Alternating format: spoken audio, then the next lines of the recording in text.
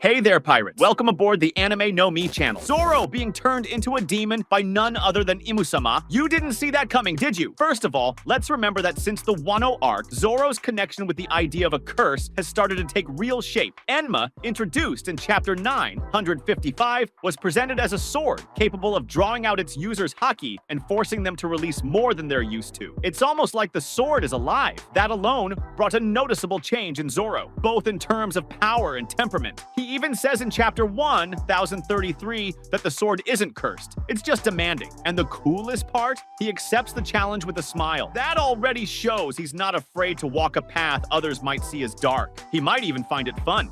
And that's where this theory gets really interesting. I hope for your support to help our crew win, and to do so, you just need to click the thumbs up button, leave a like, and subscribe to the channel. By doing this, you will win an incredible devil fruit, so just comment which fruit you want. Imu-sama started taking real action around chapter 1085. He's a mysterious entity. We still don't know exactly what he is, but the fact is he can manipulate shadows, dark silhouettes that look like creatures made of pure dark energy. And when he used that attack on Cobra and tried to hide the existence of the D, it became clear that he wields power far beyond the ordinary. That's where I think he might take an interest in someone like Zoro, because Zoro has the kind of aura that fits the kind of manipulation Imu seems capable of. He's not just strong, he's serious, quiet, and he's always carried a kind of inner darkness. You could say Imu, or Gonko Imu, has a level of manipulation way beyond anything we've seen from any other villain in the series. And that's where the idea starts to form. Imu doesn't just manipulate people through fear or authority, but through some kind of supernatural contract that affects even a person's will and physical form.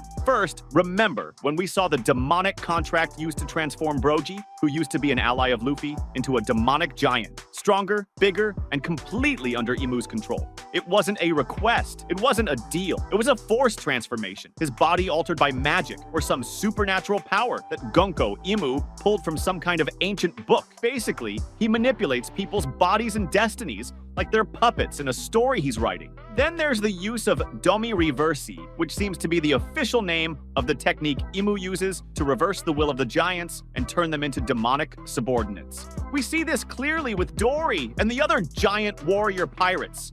They didn't just change physically, they started obeying Imu. That makes it clear Imu doesn't persuade, he corrupts. He doesn't need you to believe in anything. He gets into your soul, changes your nature, and just like that, you're on his side. There's also Killingham's comment about the nightmare holes and monsters born from the island's dreams. That hints that Imu's manipulation goes even deeper. He can turn fear, trauma, and bad memories into actual weapons. And more. If these monsters can be revived whenever he wants, then no one's really out of his reach. He plays with existence like he's reading a book where he can rip out characters and paste in new chapters. Now imagine Imu trying to manipulate someone like Luffy. It wouldn't work. Luffy is pure sun, energy, and stubbornness, but with Zoro, it's a different game. He already has a connection to the underworld. Not the criminal one, but the spiritual one. He saw the Grim Reaper in Wano, chapter 1038, which fans still debate as either literal or metaphorical. But the point is, it represents a deep connection with the idea of life and energy being drained. And what if that Reaper wasn't just a hallucination? What if it was a kind of foreshadowing, like an early manifestation of the influence Imu might exert over him in the future? Another interesting thing is that Zoro almost always gets the worst of it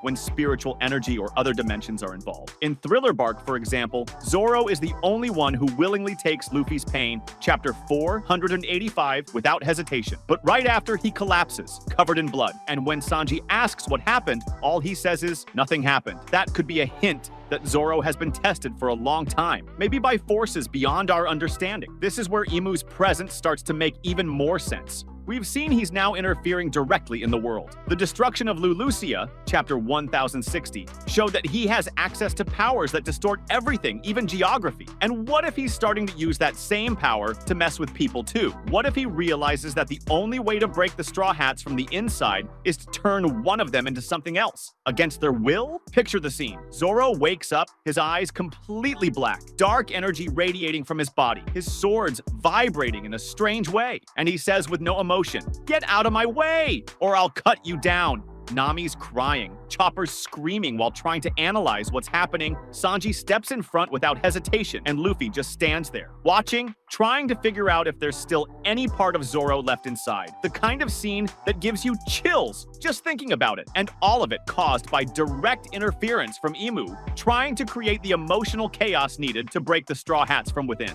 And from a narrative standpoint, it makes sense too. Oda has been putting the characters in situations that challenge their emotions and bonds more and more. Sanji, for example, nearly lost himself to Germatech and was afraid of losing his feelings. Chapter 1028. So why not put Zoro in a similar situation? The difference is, while Sanji's test was technological, Zoro's could be spiritual, supernatural. One representing scientific advancement, the other representing the dark side of curses and the occult. It would be a great way to balance the two and highlight the duality within the crew. And another thing that makes a lot of sense is Zoro's past. We don't really know much about his origins, right? There are theories that say he might be connected to the Shimotsuki clan. Chapter 1024 backs this up. But what if Oda is saving that part of the story to reveal that Zoro's bloodline is actually special? Maybe something tied to a lineage that's more in tune with the spirit world or even cursed energy, like the kind Imu seems to control. It might sound like a stretch, but if you remember that Brook exists in this world, a literal skeleton with a soul, then it's clear the whole spirit concept isn't just symbolic.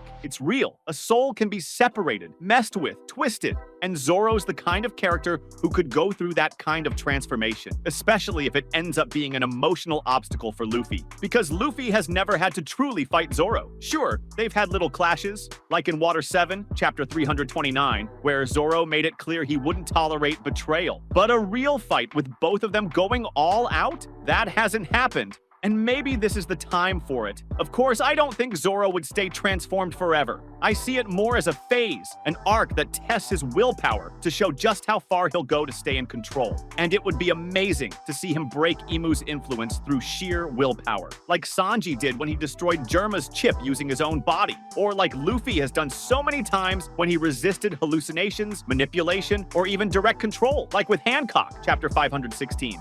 In the end, it would just be another test, another moment of overcoming limits. But Zoro turning into a demon would look absolutely insane. I can already picture the new look. His hair loose and wild, maybe his sword's transforming too, like Sandai Kitetsu turning into something alive, breathing, with red eyes. And the transformation happening at the peak of the final battle, right in the middle of a clash with the Gorosei, with everyone shocked, not knowing whether to fight Zoro or try to save. That was today's content. We hope you liked it and want to share your opinion on the subject. Don't forget to share the video, give it a thumbs up, and I'll see you in the next video. Take care and stay amazing.